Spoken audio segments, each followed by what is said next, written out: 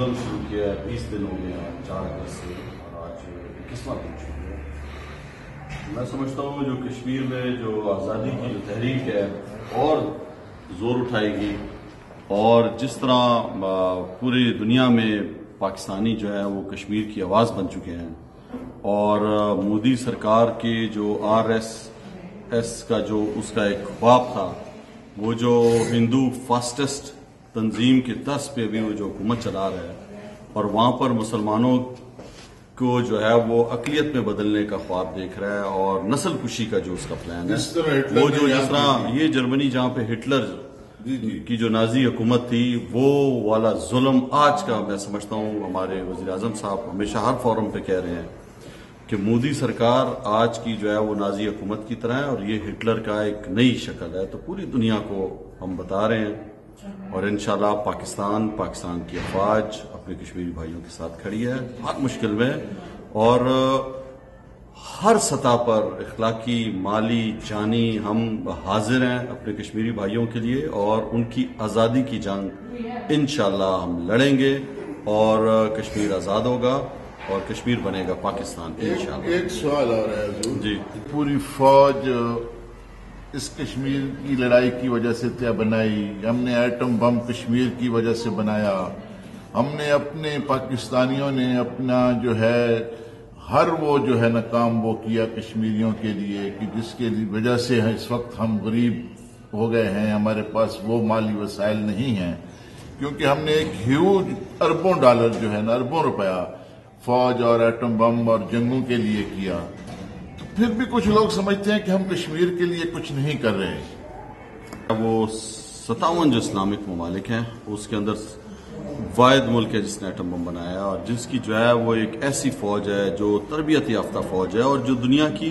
بہترین فوجوں میں سے ہے۔ تو میں سمجھتا ہوں ہمارے اسلام میں بھی تھا کہ آپ نے ہمیشہ جنگ کے لیے تیار رہنا ہے، اپنے گھوڑوں کو اور اپنے آپ کو تیار رکھنا ہے۔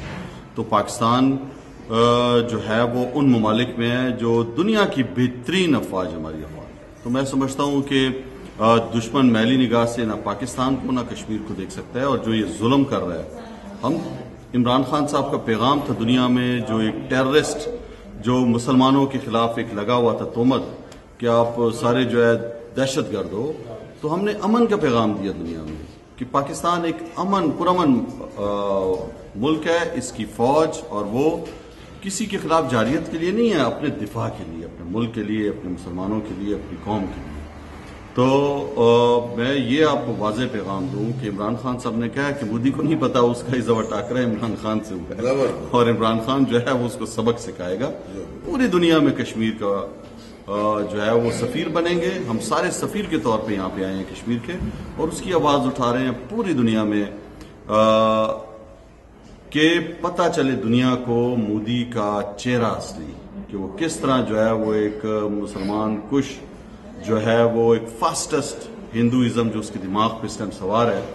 اس کو جو ہے وہ دکھایا جائے اور ناکام بنایا جائے، اور پوری دنیا اس کے خلاف اٹھے، اور اس ظلم کے خلاف جو ہے وہ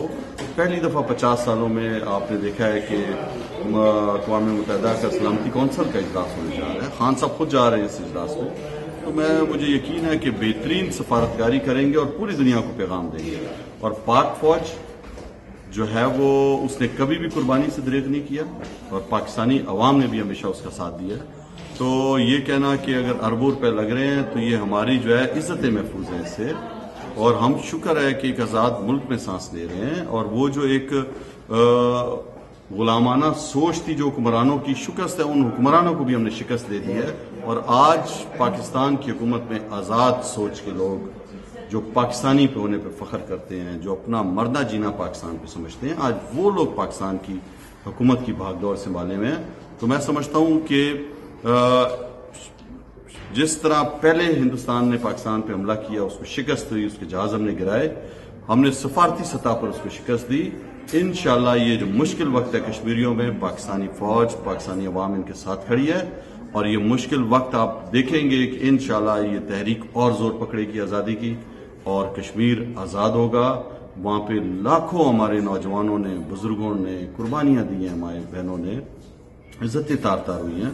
تو وہ وقت دور نہیں ہے جب انصاف ہوگا اور دنیا بھی ساتھ دے گی، آپ دیکھیں گے، اور کشمیر آزاد ہوگا، اور جو کشمیریوں کی جو آواز ہے کہ کشمیر بنے گا پاکستان، انشاءاللہ کشمیر بنے گا پاکستان۔ امیگریشن اور تارکین وطن کی خبروں سے باخبر رہنے کے لیے ہمارا YouTube چینل سبسکرائب کریں اور بیل آئیکن کو کلک کریں۔